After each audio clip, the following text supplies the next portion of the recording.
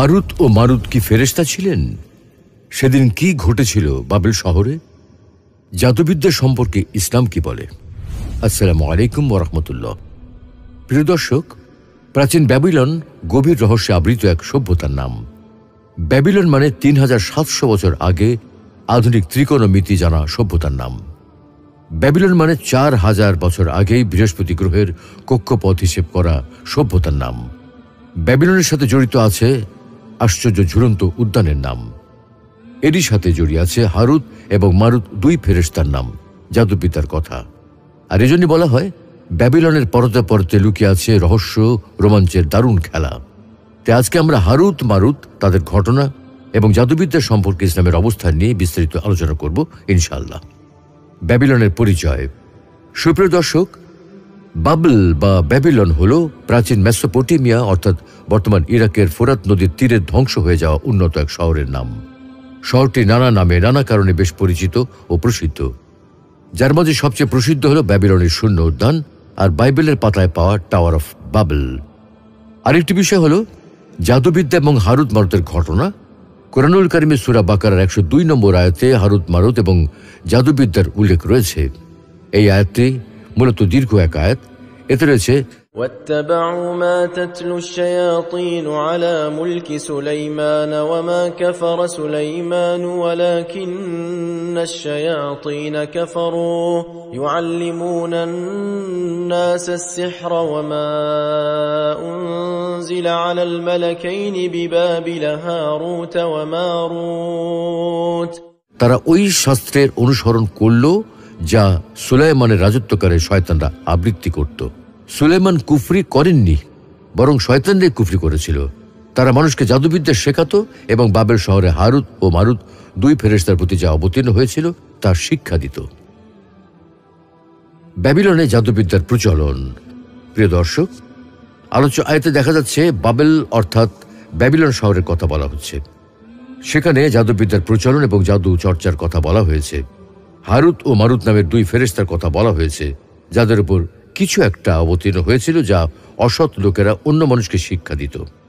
একই বাক্যাংশে বলা হয়েছে তারা এমন জাদুবিদ্যার শিক্ষা দিত যা তারা হারুত মারুতের কাছ থেকে শিখেছিল।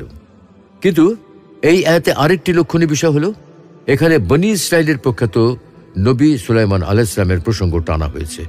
বলা হয়েছে জাদুবিদ্যা শেখা ও চর্চা করা কুফরি, কিন্তু সুলাইমান আলাইহিস সালাম কুফরি করেননি। তাই প্রশ্ন জাগে সুলাইমান আলাইহিস সালামের সাথে জাদুবিদ্যার সম্পর্ক কি? জাদুবিদ্যা এবং নবীদের মুজেজার মধ্যে পার্থক্য কি? জাদুবিদ্যার সাথে নবী সুলাইমান আলাইহিস সালামের সম্পর্ক। সূরা বাকারার আয়াতটিতে সুলাইমান আলাইহিস সালামের প্রসঙ্গ কেন উত্থাপন করা হয়েছে সে প্রসঙ্গে আল্লামা ইবনু কাসির রাহমাতুল্লাহি আলাইহি লেখেন, বিশেষ এক ঘটনায় একবার সুলাইমান আলাইহিস সালাম রাজত্বহারা হয়ে পড়েন। এই সুযোগে কিছু জিন এবং কিছু মানুষ মুরতাদ হয়ে যায়, তাওহীদ ত্যাগ করে এবং কুপ্রবৃত্তির অনুসরণ করতে থাকে, জাদুবিদ্যা চর্চা করতে থাকে। কিন্তু কিছুদিন পর সুলাইমান আলাইহিস সালাম আবারও রাজত্ব ফিরে পান। রাজত্ব ফিরে পাওয়ার পর তিনি জাদুবিদ্যার বইগুলো সম্পর্কে জানতে পারেন। তাই তিনি মানুষকে আবারও তাওহীদের পথে দাওয়াত দেন এবং জাদুবিদ্যার বইগুলো পুঁতে ফেলেন। বইগুলো নিয়ে যে কোনো কথা বলা নিষিদ্ধ করে দেন। কিন্তু তার মৃত্যুর পর শয়তান মানুষকে বোঝাতে থাকে এইসব জাদুর বলেই তিনি তোমাদের উপর ক্ষমতার ছড়ি ঘোরাতেন, বাতাস নিয়ন্ত্রণের ক্ষমতা অর্জন করেছেন, জিনদেরকে বসায় এনেছেন, জলুসপূর্ণ বিশেষ ক্ষমতা সম্পন্ন সিংহাসন বানিয়েছেন। এক পর্যায়ে শয়তানের প্ররোচনায় তার সিংহাসনের নিচ থেকে অন্যদের লুকিয়ে রাখা জাদুবিদ্যার কিছু বই উদ্ধার করা হয় এবং তা ব্যাবিলনে ছড়িয়ে পড়ে।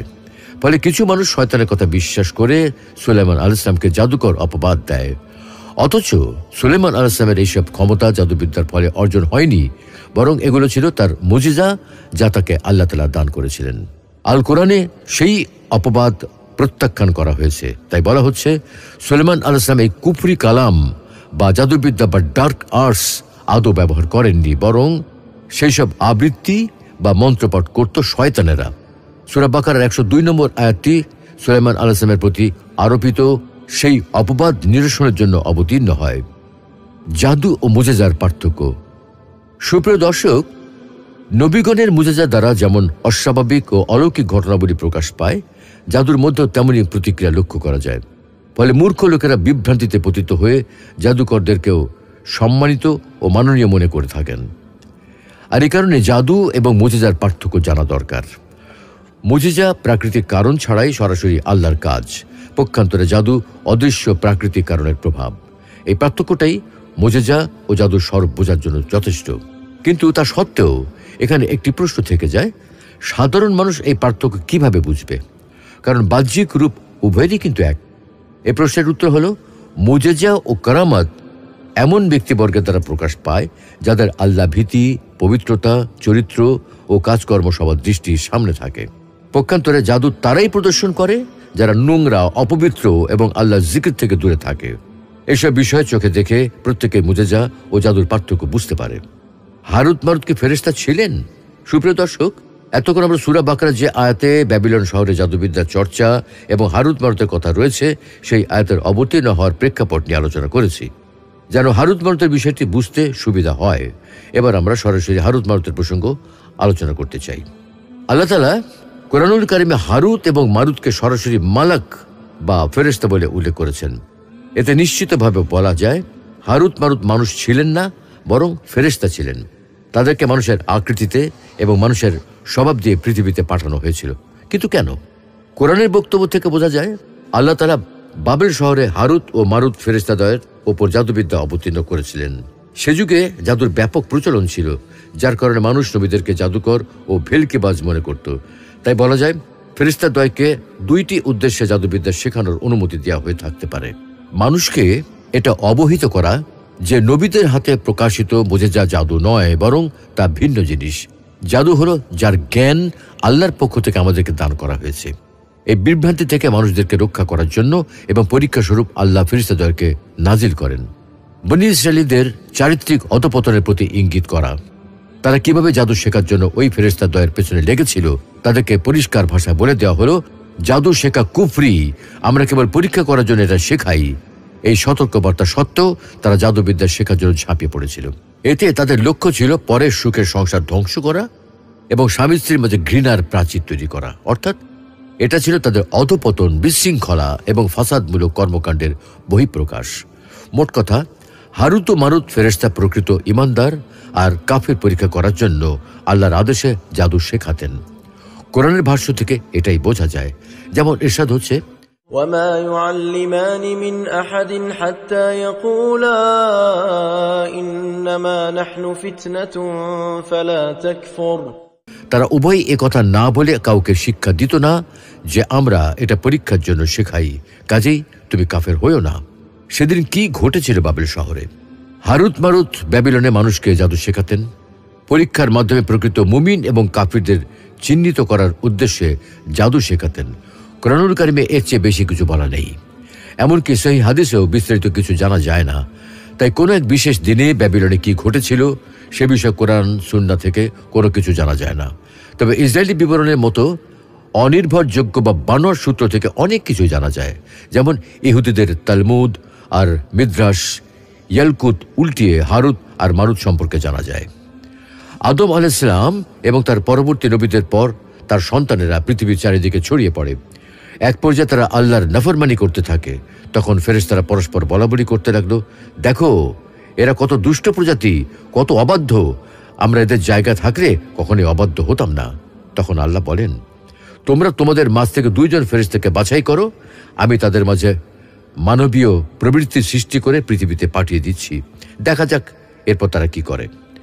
তারা তখন হারুত আর মারুতকে নির্বাচিত করলেন। আল্লাহ তাদের বললেন, দেখো মানুষকে তো আমি নবীদের মাধ্যমে বাণী পাঠাই, কিন্তু তোমাদের সরাসরি বলে দিচ্ছি, আমার সাথে কাউকে শরীক করবে না, কখনো ব্যভিচার করবে না, আর মদ্যপান করবে না। তারা দুজন তখন পৃথিবীতে অবতরণ করলেন। তাদের কাজ ছিল সকাল থেকে সন্ধ্যা পর্যন্ত জনগণের সমস্যার সমাধান করা, বিচার ফয়সালা করা ইত্যাদি ইত্যাদি। সন্ধ্যা হলে তারা আবার আকাশে ফেরত যেতেন এবং সেই কাজে তারা ব্যবহার করতেন ইসমে আজম, আল্লাহর যে পবিত্র নাম উচ্চারণ করার পর যে কোনো অসাধ্য আকাঙ্ক্ষা পূর্ণ করা যায়। সুতরাং হারুত মারুতের তখন যেহেতু ফেরেশতা সুলভ ক্ষমতা ছিল না, তাই তাদেরকে আসমানে ফিরে যাওয়ার জন্য ইসমে আজম ব্যবহার করতে হতো। একবার জোহরা নামের এক নারী হাজির হলো তার স্বামীর বিরুদ্ধে বিচার